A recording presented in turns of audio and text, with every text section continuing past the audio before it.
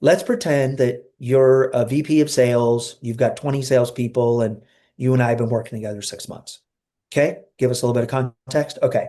So hey, Austin, good seeing you again. I know we have a regular monthly check-in, and so here we are in early July. I just wanted to confirm that things are going well with the team. Anything I can do to do a better job for you? Everything's fantastic right now. Really enjoying the results at the moment. All right, good to hear. And if something comes up, you'll let me know. Of course, yeah. Okay.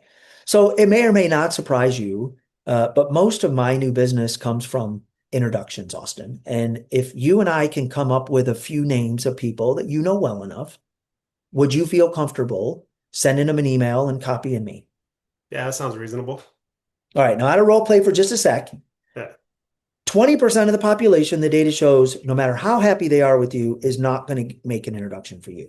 yeah, And if you were to say no in that example, I'm done and I'm going back to my normal agenda. No sweat, no stress, no awkwardness. Okay. yeah. All right. So now back into role play. So, hey, I appreciate that very much. I was hoping you might say that. I hope you don't mind. I did a little bit of research before our call here today, and I saw on LinkedIn, it looks like you're pretty well connected to Joe and Sam. Of course, I would give you last names in the real world. Do you know either of them well enough to make an email introduction? Yeah, I do. I know Sam pretty well. Okay. You know Sam. All right. So I'm just going to jot down Sam here on my note. Um, Perfect. Now, let me be clear, Austin. He may not need what we have. I'm hoping Sam's a good guy. You're a good guy. I'm a good guy. We're going to have a 15-minute casual conversation. So, what I normally suggest here, if you're open to it, is I have a very short email template that I can send to you. You can modify as you see fit, and then you go ahead and fire an email off to Sam and you'll copy me. Would something like that be helpful? Yeah, it saves me a little bit Okay. of time so I don't have to write up this whole email myself. Exactly. That's the Yeah, idea, right? Make it your own, but it typically saves you a little bit of time. Now, here we're coming into the holiday. There's no real rush on my end, but just so that you and I leave our call here today with clear expectations, when do you think you'd have an opportunity to send that email to Sam and copy me? yeah.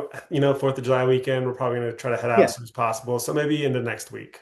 End of next week. No sweat, no sweat. So if for some reason it gets buried, I haven't seen it, toward end of day next Friday, how would you like me to just, ping you? Ping me on that Tuesday afterwards. That works. Okay, via email, text, what do you prefer? Shoot me a text. Text. All right. So I'll put a note in my calendar to do that. I'll send you over that template, and I really appreciate you making an introduction to Sam. All right. My So end pleasure. role play clip. All right. So first question I have for you, and I want you to be honest. Yeah. How did you feel? And feelings are important, right? We are one of the things we talk about in Sandler, and we know from psychology is that people make decisions emotionally and then they rationalize them intellectually. We are another way to think about that. I read a great quote in a psychology book. We are emotional beings that think. We Yeah. are not thinking beings with emotion. It's all about where that emphasis is. So, whether we're role playing or it's the real life, we still have feelings. So, how did you feel having that conversation with me? Just felt like a Yeah. professional, easy to have conversation. Didn't feel Right. out of the blue or weird or anything. Yeah. Yeah. It's not pushy. It's not awkward. And the other thing I want to point out to the listeners is the little move I made at the end is what we call a post sell.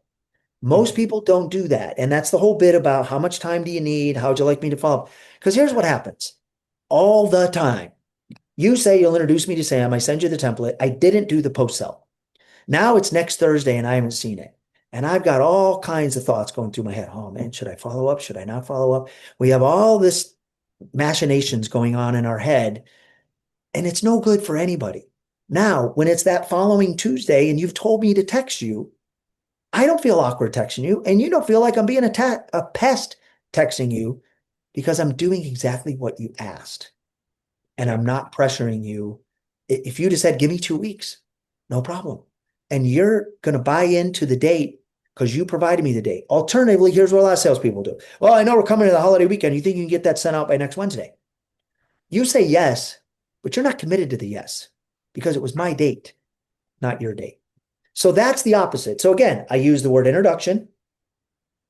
I asked you, I had specific names. That's best. Second best is I see you used to work over at company X, company Y. You belong to these associations and groups and trade shows.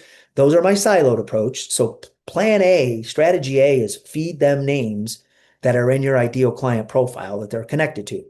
Strategy B is the silos, right? That we talked about before. But again, the flip side of the wrong things, I used introduction instead of referrals.